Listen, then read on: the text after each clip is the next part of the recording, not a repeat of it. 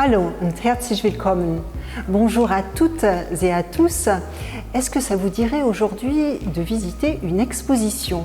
Nous sommes au Saarland Museum, le musée de la Sarre, et il s'y tient en ce moment une exposition sur les arts de la table. Venez voir. Au sommaire de l'émission, la directrice du musée Andrea Jahn est notre invitée pour découvrir cette nouvelle exposition intitulée « À table, l'art du bon goût ». Pour mettre peut-être dans toute cette belle vaisselle quelques tranches de pain à base d'ortie ou d'épeautre, nous reviendrons sur le festival Lust in Sarreguemines qui s'est tenu il y a quelques jours. Et pour finir, nous partirons découvrir un sentier de randonnée dans le sud-ouest du Palatinat. Notre invitée ce mois-ci est Andrea Jahn. Elle a fait des études d'histoire de l'art. Elle est directrice du musée de la Sarre depuis 2020. Originaire de Stuttgart, elle vit depuis plusieurs années en Sarre.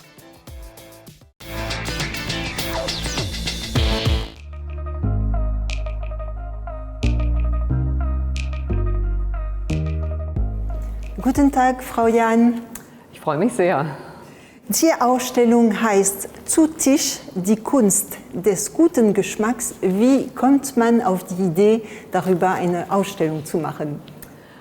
Ja, wir präsentieren hier große Teile unserer alten Sammlung, über die wir schon seit vielen Jahren verfügen, aber auch in jüngster Zeit eben noch eine Schenkung hinzubekommen haben, die Silbersammlung von Ludwig Six.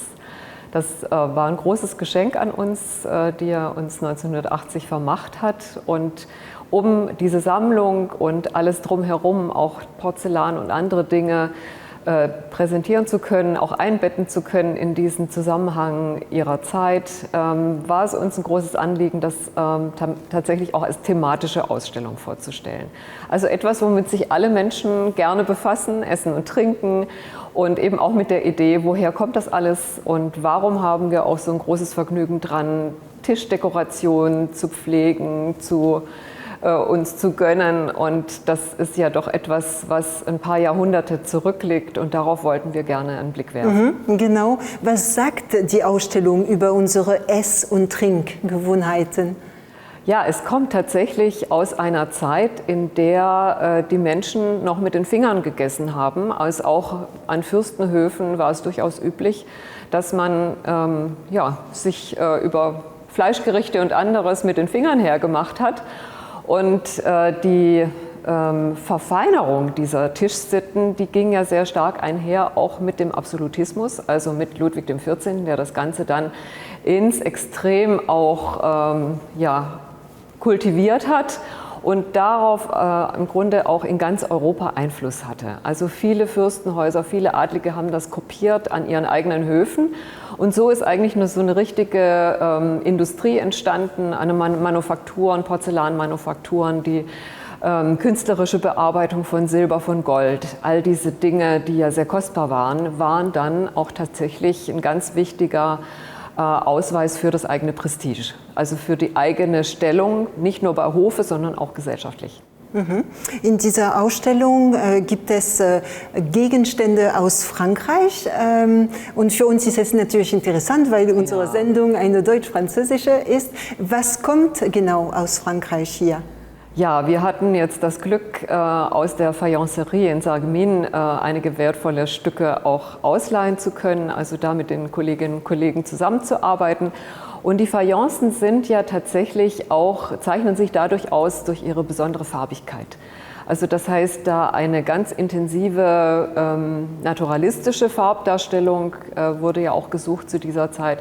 Das heißt, Objekte, Gemüse, Fleisch, alle diese Gerichte wurden ja teilweise nachgebildet in Form von Porzellan, und das haben unsere französischen Kollegen tatsächlich eine Expertise entwickelt, die wir ja auch besuchen können. Wir sind auch im engen Kontakt, also besuchen uns gegenseitig. Auch während dieser Ausstellung wird es also kleine Touren geben. Wir reisen dann von Saarbrücken aus in die Fayencerie und umgekehrt. Die Ausstellung präsentiert auch zeitgenössischen Künstlerinnen.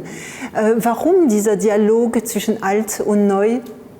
Ja, wir sind ja immer auch bestrebt, ein sehr besucherorientiertes Programm zu machen. Wir wollen auch junge Leute ansprechen, die vielleicht jetzt mit diesen alten Silberhumpen nicht so viel anfangen können und auch zeigen, dass sich das Ganze bis heute entwickelt hat und dass sich natürlich auch Künstlerinnen, jetzt in diesem Fall sind es tatsächlich ausschließlich Künstlerinnen, damit beschäftigt haben, mit Tischdekoration, aber auch mit den kritischen oder humorvollen Aspekten dieser Tradition. Und das kommt hier in Videoarbeiten, in neuen Porzellanobjekten und auch in einer wunderbaren Tischdecke zum Ausdruck, die eine Saarbrücker Künstlerin für uns geschaffen hat, Gabriele Langdorf, die hier auch als Professorin für Malerei lebt und arbeitet.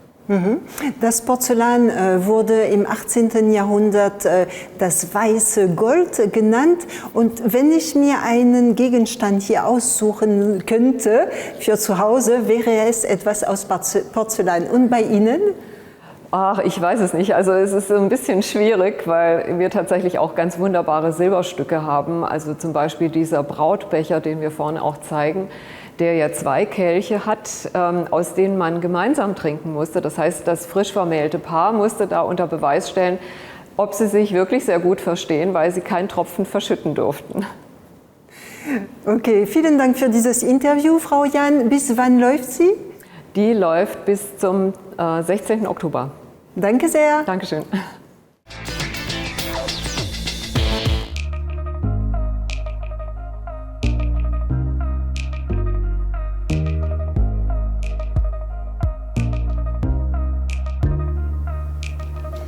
Restons dans le domaine culinaire pour évoquer un pain composé de plantes herbacées sauvages. Autrefois, on consommait énormément de ces plantes sauvages. Ce pain remis au goût du jour s'inspire du livre du célèbre botaniste du XVIe siècle, Hieronymus Bock, et c'est Ophélie Blechner qui nous l'explique. C'est en faisant des recherches sur les herbes locales et les herbes médicinales qu'Annika Meyer, fondatrice de l'édition Zona Verlag, est tombée sous le charme de l'herboriste Hieronymus Bock. Au service des ducs de Zweibrücken et des comtes de Saarbrück, Hieronymus Bock était connu bien au-delà de la région pour ses connaissances. Aujourd'hui, il est considéré comme l'un des 3 pères de la botanique et son Kräuterbuch est toujours consultable. Ich stöbere immer gerne wieder in seinem Buch, denn er gibt zwar jetzt keine direkten Rezepte wieder, aber er schreibt immer mal wieder, was man zu seiner Zeit gerne miteinander vermischt hat oder was er selbst halt empfiehlt zu vermischen. Bei manchen Wörtern ist man nicht ganz sicher, weil die Wörter sich heute unterscheiden von den damaligen. Dann muss man ein wenig recherchieren, ob auch wirklich das Vermutete gemeint ist. S'inspirant des différentes farines, variétés anciennes évoquées dans le livre de Hieronymus Bock, Deutsche Speisekammer, Annika, avec l'aide de son père, a récemment développé une recette, un mélange de pâtisserie fine épicée pour le pain Hieronymus Bock. C'est un fabricant professionnel en Sarre qui réalise ce mélange selon leur recette. Il contient de nombreuses vieilles céréales, graines et herbes que le père de la botanique considérait à l'époque comme ses ingrédients préférés. L'ortie n'est certes pas très agréable au toucher avec ses piquants, mais elle est considérée comme une plante admirable pour la cuisine. Hieronymus Bock l'a même intégrée à son blason. Le pain contient entre autres l'herbe et les graines de l'ortie piquante, largement utilisées dans la pâte à pain à l'époque. Brennnessel im Brot war früher nichts Außergewöhnliches. Also die Leute haben zu Zeiten von Hieronymus Bock und auch später noch gerne Brennnessel, getrocknete, gemahlene Brennnessel in den Brotteig gegeben. Denn einerseits hat man dann weniger Mehl benötigt und Mehl war damals noch nicht so günstig wie heute. Und andererseits war es eben auch eine schöne Bereicherung. Avec son pain, Annika Meyer, à sa manière, fait perdurer les travaux de Hieronymus Bock. Sur son site zonaverlag.de, vous trouverez ses produits. Après l'original, aux orties, le pain aux herbes amères est désormais disponible. Vous le trouverez en vente, soit sous forme de pâte prête à l'emploi, soit de vrai pain. Also das Rezept habe ich zusammengestellt, indem ich halt in seinen Büchern gelesen habe vor allem in dem Kräuterbuch und in dem Buch Deutsche Speiskammer, also Deutsche Speisekammer. Und darin schreibt er halt über Brot und über die Kräuter. Und anhand von diesen Überlieferungen habe ich die Rezeptur zusammengestellt mit Hilfe eines Bäckermeisters.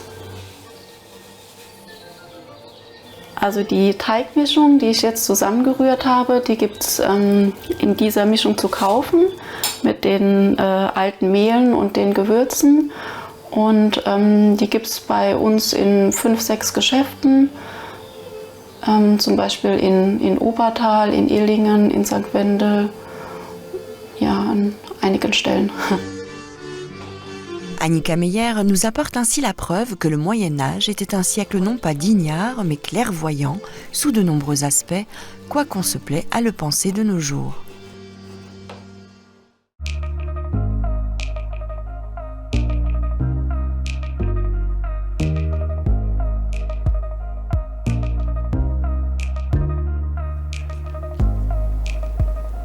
Lust in Sarreguemines, qui s'est tenu début mai, est un festival d'art et de musique franco-allemand. Il a proposé différents événements, des concerts, des expositions, des concours littéraires, culinaires aussi. Sa programmation éclectique s'adressait à tous les publics et c'est Catherine Henrich qui nous en parle. Lust in Sarreguemines, un festival franco-allemand qui a pour vocation de donner envie de se rencontrer autour de différents événements culturels. Expositions d'art, concerts, projections de films, un programme s'adressant à tous les publics. Donc l'idée c'était de couvrir toute la palette des arts, parce qu'en fait ce qu'on avait envie, d'où le Lust, c'était de permettre aux Sarregueminois et à toutes les personnes des environs de découvrir de la peinture, découvrir de la sculpture, comme on le retrouve dans les 2 expositions qu'on a sur place, au Casino et au Carré Louvain, de découvrir de la musique, bien sûr, avec ces concerts qui ont lieu tous les soirs et avec des genres effectivement très variés, et de découvrir du cinéma, en réalité, de donner envie de l'art aux gens et surtout de prolonger, d'aller plus loin. Durant les 12 jours de festival, c'est surtout la notion de rencontre qu'on retiendra. Rencontre des artistes avec le public, rencontre entre artistes des 2 côtés de la frontière, rencontre aussi avec des œuvres sous différentes formes. La rencontre est même au cœur de cette œuvre éphémère de Camille Chastan. Oui, alors c'est la maison de mes grands-parents, oui, tout à fait. Donc c'est ma maison d'enfance, c'est vraiment comme ça que je la considère. C'est vraiment là où toute ma famille s'est réunie, donc c'était le lieu de la rencontre justement. J'ai décidé d'essayer de reproduire le plan selon ma mémoire. Donc forcément les choses se modifient par le temps qui passe. Et j'ai essayé de traduire un petit peu ce côté éphémère et le mouvement qui va être produit. Donc en fait l'œuvre que vous voyez, elle est dessinée au blanc de Meudon.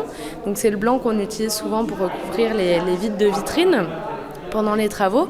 Et donc c'est une poudre. Au moment où on passe le doigt, la poudre disparaît. Et en fait, tout au long de l'exposition, j'invite le visiteur, s'il le souhaite, à marcher sur le dessin et à prendre avec lui quelques bribes de ce dessin et de ce souvenir. Les 2 organisateurs du festival sont des enfants de Sarreguemines. Pour eux, organiser cet événement dans leur ville d'origine était incontournable. Un vrai retour aux sources. Après avoir vécu à peu près un peu plus de 6 ans à Berlin, c'était important pour moi de retrouver mes racines et puis me reconnecter un petit peu à la ville de Sarreguemines. Et en fait, on se rend compte qu'on a beaucoup d'amis en commun qui sont également artistes ici, notamment avec Benjamin Sibyl qui est aussi originaire de Sarreguemines. Donc oui, c'est vrai que le thème finalement c'est la rencontre, le partage et la découverte. Financée par le Fonds citoyen franco-allemand, cette première édition n'est qu'un début. Alors Lust in Sarreguemines 2022, on espère effectivement que ça sera bien marqué comme la première édition de ce festival et qu'on va le retrouver chaque année avec des nouvelles surprises, de nouvelles choses qui se passent. Mais maintenant, le défi, c'est de faire en sorte que ça continue l'année prochaine et qu'on ait toujours autant de Lust et viel Spaß in Sarreguemines.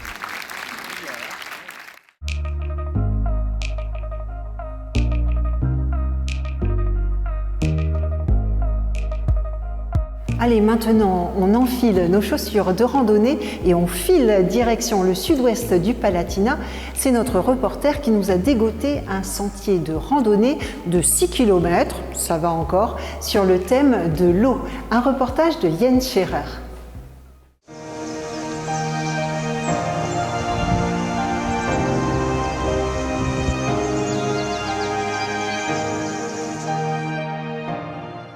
Pour une promenade sur le sentier de l'eau, rendez-vous au Weiermühle entre Thaleischweiler-Fröschen et Hirschberg. Depuis le parking, une signalisation vous emmène pour un tour d'environ 90 minutes à plat, accessible quel que soit votre niveau de forme. En arrivant dans l'Odenbachtal, vous rencontrerez des bovins de Heck ou néo-auroch. Bien que l'auroch ait disparu au XVIIe siècle, l'élevage bovin a conduit à l'émergence de la race de Heck apparentée à l'auroch dans les années 1920.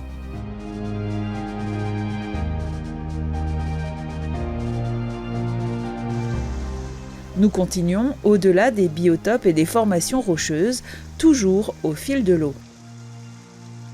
En cours de route, vous apprendrez certaines choses sur les couches de roches.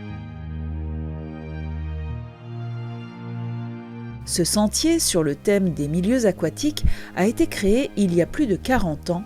Il était le premier du genre en Rhénanie-Palatinat. Die Ortsgemeinde Hirschberg hat 1976 das Prädikat Fremdenverkehrsgemeinde verliehen bekommen und hat diese Prädikarisierung als Anlass genommen, den Wasserschafffahrt zu planen und umzusetzen. 1978 wurde er dann eröffnet und beschäftigt sich auf vielen verschiedenen Schautafeln anhand des Wegeverlaufs mit den verschiedenen Gewässerarten, die es hier im Tal gibt. Es gibt Fischweiher, es gibt Wasserfälle hier hinten im Kessel, es gibt mehrere Quellen und die werden alle in ihrer Entstehung und in ihrer Bedeutung des Tales auf diesen Tafeln dargelegt. La communauté de communes s'occupe de l'entretien du sentier en coopération avec Hirschberg.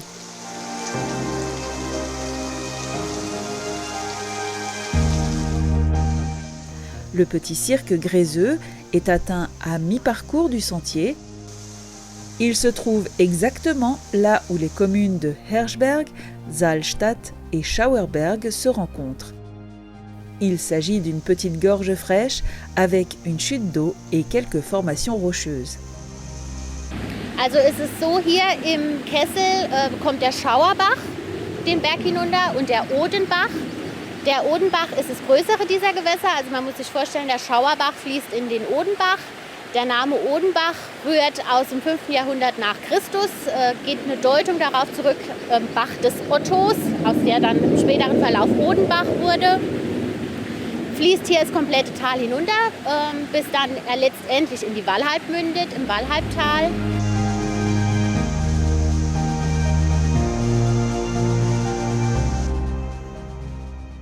Le retour se fait de l'autre côté de la vallée de l'Odenbach. Entre-temps, les bovins de Heck ont quitté l'ombre pour le soleil. Ces animaux robustes peuvent évoluer toute l'année en plein air. Leur pâturage sert ici aussi à préserver le paysage culturel et soutient ainsi la protection des espèces et des biotopes, car de nombreuses espèces d'insectes et de plantes sont tributaires du pâturage extensif.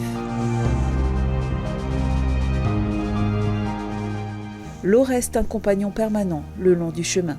On entend régulièrement le clapotis de l'eau au bord du sentier, ce qui a un effet presque relaxant. Avec ses 5,8 km, le sentier de découverte de l'eau convient à tous les randonneurs, même les moins aguerris.